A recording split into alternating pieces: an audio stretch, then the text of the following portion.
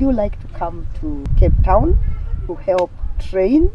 Because I'm a trainer, expert in gender mainstreaming, but training for transformation, a diploma that was being done in the Grail Center. Grail is an international women's movement, which we will later talk about. And I want to thank her, Sally Timmer. When she looked at me, the first sight, she realized I was depressed, really, really depressed. So she asked me whether I would like to see a counselor. So for almost a month, I was seeing a counselor to help me reflect on what happened, listen to the pain, get to understand the pain, get to talk about it, cry about it. I walked the place we were, it's in Cape Town. Claremont is very close to the sea and you can walk. So I used to walk every morning just to think through for healing, because honestly the wounds were very deep, very deep. The shame, who am I going to be? What am I going to do? I was sacked by the employer who had employed me, Wilder. I was lost. I was angry. I didn't want to face anybody. I didn't want to go to church. I didn't want to see people that did not vote for me. So I had to process all that in about a month before I could even go to a class and teach. I had to write letters to those that supported me. I wrote to my sisters. I wrote to friends that supported me. I had to do a list of my supporters and thank them, because you can't write to everybody. I had also to write a letter to my opponent, congratulating him and agreeing that you've won, we work together. And that saw me healed. I mean, the depth of the pain, thinking about the pain and processing that pain, reflecting on that pain, praying for that pain, affirming myself that it's not the end of you, it's the past, so the future is there. Your future is in your hands. You can do whatever you want with your future, and it's true. I mean, since 2007, I've had a future. I've had a beautiful time. I later became a deputy governor of Makueni County for 10 years, so I had to process that. If I didn't, then I would just go down with depression. I would start conflicts with everybody because I'm projecting the pain to people. So I had to process my pain. I had to affirm myself. I had to say, Adelina, this is not the end. Adelina, all is well, and everything else is working out for your highest good. And it's true. So I want to say to young people, to politicians, it's important after campaign, if you don't go through, process that pain. Because it's painful not to be voted. You've used your time, not even money, you used your time to actually go out to get votes. So it's never talked about. It's good for political parties, for those that vie with their ticket. Bring them together. Let's cry together. Let's process that pain. Let's see the way forward for each and every person who has been in that.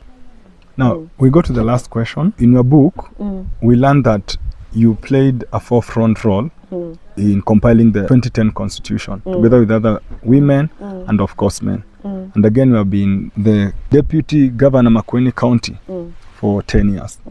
With experience of those two scenarios, what would you say the current government and county government should do, at least to include more women into leadership? The 2/3 gender rule has never seen the light of the day. And I want to thank Justice Maraga for actually advising the president, that was President Uhuru Kenyatta, to actually dissolve parliament, to actually make sure that the 2/3 gender rule is followed. It's never seen the light of the day. And I want to tell you, I was in Fungamano Commission. Kongamano Commission was the People's Commission, and I had represented the Catholic Church. I was nominated to represent the Catholic Church. So I worked there for 11 months, going around to get people's opinion. Our agenda for those women that were in the commission, and later those who were in Guy Commission, was to make sure that this constitution, this now 2010 constitution, has women's rights and people's rights. It's not only men, because in the 1963 constitution, women were not recognized. I mean, for you to get a passport, you've got to get your father's signature. If your father is deceased, you've got to get your brother's. If your brother is deceased, you find just a person, a clan person, to go and sign for you to get a passport. We were not in the 1963 constitution. Women would not be God citizenship to their children. Your daughter is married in Tanzania, wants to come back, and since the constitution does not recognize women to God citizenship, that was not possible. So I thank God we were there, women were there, to actually make sure that the new constitution, the Bill of Rights, read the Bill of Rights, you find it's a bill, one of the best Bill of Rights in the world. It talks about men and women. It talks about disability. It talks about older people. It talks about women in leadership and 1/3 gender rule. So it's just stopped there. I don't know, 3 parliaments. I don't know what actually been holding us back in making sure that this constitution is implemented to the latter. I mean, from page 1, the last page. But I know we are somewhere, we have 47 women who are representing the parliament. I know there are women who went and vied and got, but it is out of us that really fought for this constitution, and we are out there.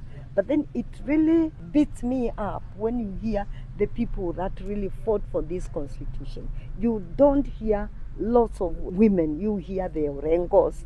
And I was there being tear gassed with the Orengos and the Kevulas, with the former Chief Justice Willie Mutunga. We were there fighting for this constitution.